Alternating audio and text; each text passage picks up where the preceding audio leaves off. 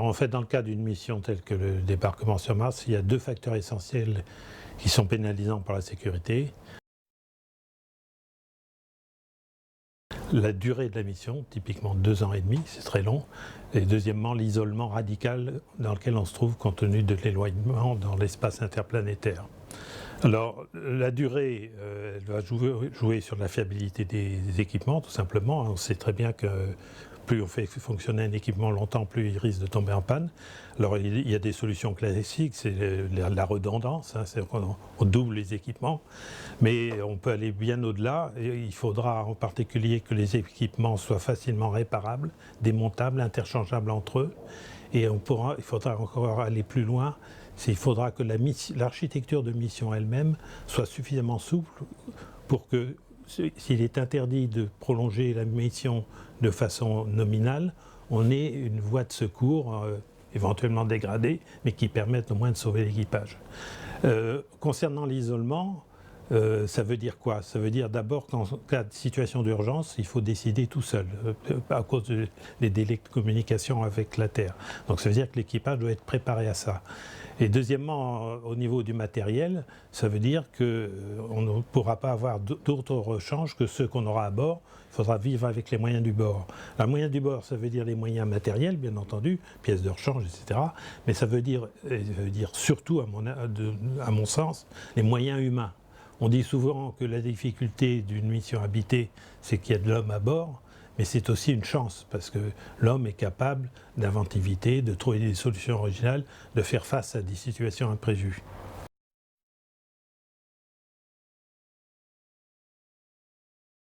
Alors en fait, la sécurité, il faut bien le reconnaître, est un sujet un peu tabou. C'est difficile de parler de chiffres, de probabilité de perte de l'équipage, bien entendu.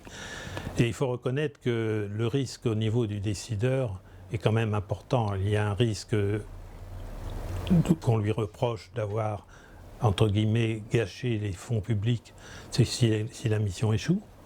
Il y a évidemment une responsabilité en termes d'engagement de vies humaines. Et puis il y a également une responsabilité sur le prestige qui est lié à un tel programme, et à l'inverse, la pénalité de prestige si le programme se termine ou échoue. Cela étant, il est quand même assez paradoxal, en tout cas ça mérite d'être noté, que le risque est surtout important à ce niveau du décideur, alors que les exécutants du projet, ceux qui vont développer les matériels, etc., qui ont une vue plus réelle de son contenu, et encore plus les astronautes qui sont, eux, les vraies personnes concernées par le risque, acceptent plus facilement de prendre de tels risques. Il faut reconnaître qu'un projet tel que celui-là, étant un projet d'exploration, donc d'aventure dans l'inconnu, ne peut pas être un projet à risque zéro. De ce point de vue, il est un peu à contre-courant du mouvement actuel de nos civilisations, qui tend à refuser toute entreprise présentant un risque. Mais ça pose en fait un problème fondamental de civilisation.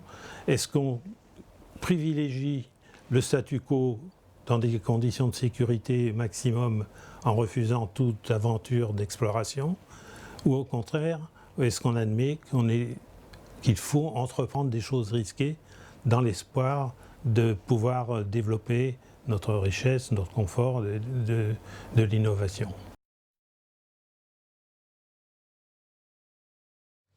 Alors en fait, il n'existe pas de niveau de visée chiffré pour la probabilité de retour sain et sauf des astronautes. C'est un sujet tabou. Il faut reconnaître qu'il est difficile de donner un tel chiffre, parce qu'il ne peut être vérifié en fait qu'après l'exécution du programme. C'est une donnée statistique. Donc on peut comprendre qu'il soit difficile de donner des chiffres. Par contre, ce qu'on peut exiger d'un programme, c'est de prouver que les meilleurs efforts ont été prévus dans le cadre évidemment d'une contrainte budgétaire, qu'au moins la démarche soit sûre, ne fasse pas d'impasse gratuite ou de simplification excessive. Ça, on peut l'exiger. On peut exiger aussi quelque chose qui paraît évident mais qui n'a pas été respecté dans le passé, c'est qu'il n'y ait pas de situation accidentelle sans secours.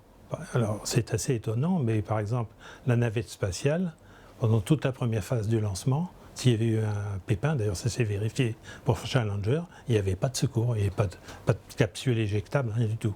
Donc voilà, les Américains la NASA avait accepté une phase délicate de la mission sans possibilité de secours en cas de problème. Donc ça, voilà le genre de choses qu'on peut exiger, qui ne coûtent pas forcément de l'argent, mais qui obligent une certaine discipline.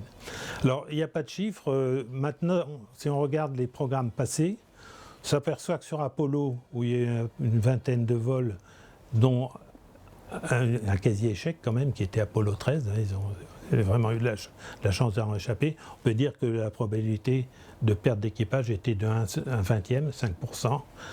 Dans le cas de la navette spatiale, ils affichaient 1 sur 500. En fait, ils ont obtenu plutôt entre 1 sur 100 et 1 sur 50. On voit là la difficulté de faire des évaluations a priori.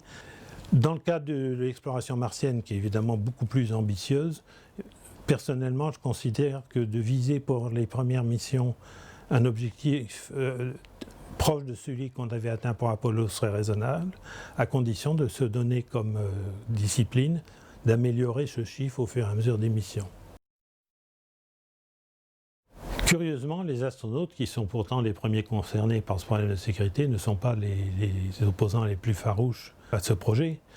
Cela étant, ils mettent un certain nombre de conditions à leur participation, à leur engagement dans le projet. La première, c'est d'être impliqué dès le début du projet, c'est-à-dire dès la conception des matériels, dans les décisions qui sont prises. Deuxièmement, qu'aucune décision ne soit prise sans que les analyses de risque soient faites. Troisièmement, que dans le cadre du programme et des contraintes du programme, les best efforts soient faits, qu'il n'y ait pas de négligence ou de raccourcis qui soient pris par exemple, pour respecter des délais. Et enfin, qu'on évite absolument la considération de situations accidentelles qui ne soient pas associées à des solutions de secours, genre siège éjectable par exemple, dans la phase de lancement.